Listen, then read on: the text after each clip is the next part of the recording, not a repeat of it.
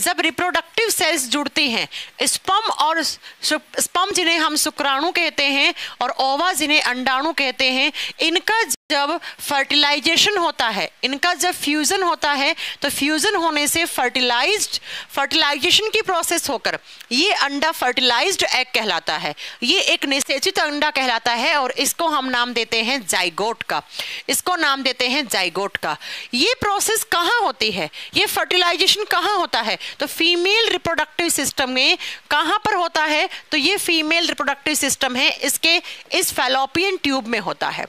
यहां से sperms enter करते हैं, यहां से एग रिलीज होता है, एग रिलीज होने के बाद ये जो फैलोपियन ट्यूब है जिसे हम क्या बोलते हैं, अंडवाहिका नली कहते हैं, यहां पर बच्चा स्पर्म और एग जब जुड़ता है तो एक नया जाइगोट बनता है। देन क्या होता है, ये जाइगोट बनके यहां पर आकर ये जो फीमेल का यूट्रस होता है जिसे हम गर्भाशय कहते हैं, तो इस यूट्रस की दीवार के साथ इस तरीके से यहां पर इस जाइगोट का इम्प्लांटेशन हो जाता है, प्रत्यारोपण हो जाता है। तो क्वेश्चन यही कह रहा था,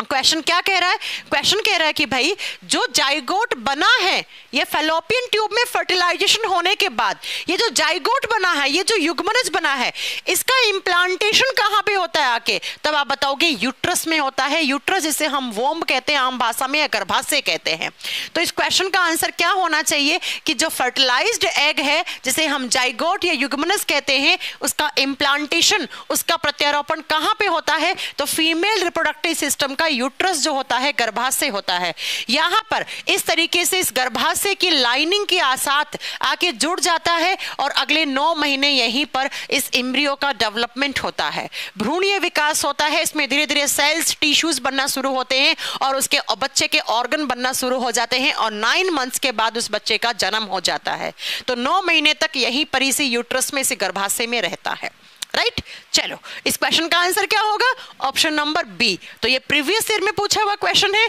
बड़ा आसान क्वेश्चन था। अब देखो, अगर प्रीवियस ईयर में ऐसा पूछा,